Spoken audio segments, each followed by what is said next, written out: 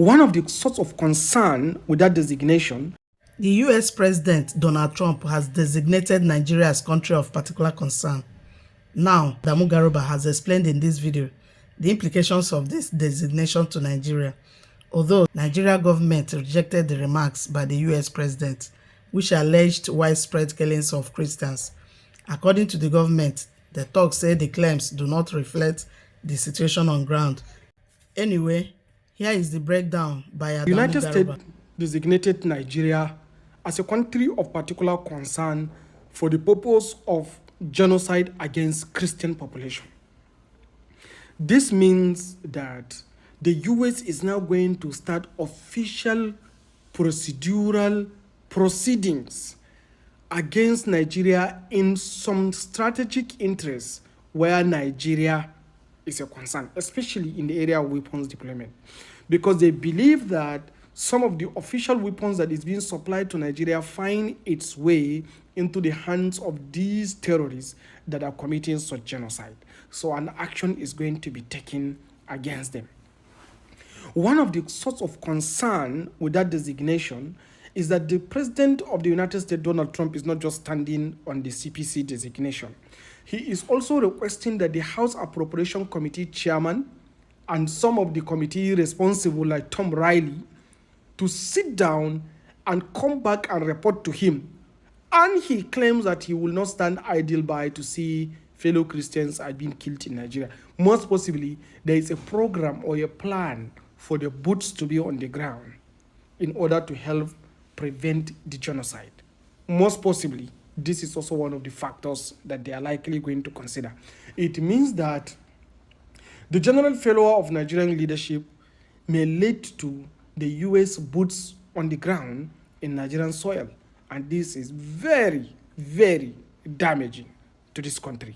So it means that there is a general vote of no confidence on the current leadership system of the country. They believe that there is a general failure of leadership to provide security of life and property, and that they must do something extra to be able to help in provision of this protection for the life and property of some of the citizens in Nigeria that they're concerned about, especially the Christians. And I believe that's what it's trying to do. So here is what I want to say. The Muslims in this country should not see this as a direct attack against them. Rather, it's a direct attack against the militant terrorist organization. So, and there should be no issue of anger pointed towards some Christian population simply because of this is happening, but rather there should be a general consensus and understanding between the citizens of Nigeria so that we should all understand that there is a failure of leadership in the country, especially the political leadership and the security leadership, to provide the necessary protection that is required for a peaceful and prosperous society. And that is what led us to this problem. So the problem should be viewed from the lens of being generic, not from the lens of being religious division, that will lead to religious division between the Christians and the Muslims. And do not forget, the only interest group that went to the United States to present in the US Congress this concern are the Christian population.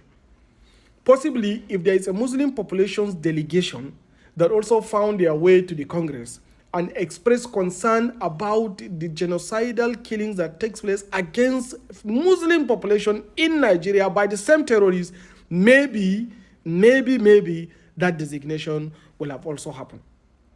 So we shouldn't tag it as one religion trying to confront the other, or Christians are trying to confront the Muslims in Nigeria. No, we should see it as the citizens that are supposed to be protected by the security and the leadership of the state that has failed, and that is why the US is trying to do that. And the US is likely doing that because only the Christian population went and reported the issue, to the Congress. Should the Muslim also go and report, they may likely be designated. So this should not instigate any religious differences in Nigeria, but rather it is something that all of us share, that there is a general failure of leadership, both in the political class, most especially the political class, then of course also the security, particularly the political class, because the political class are supposed to provide all the necessary resources for the security to function. But the political class has failed to provide these things. Focus on corruption and stealing. And that is why the security are failing, which is leading to the massive rise and general killings by the terrorists. So this should not instigate the citizens against one another. Rather, we know where the problem is. It's coming from the failure of the political class.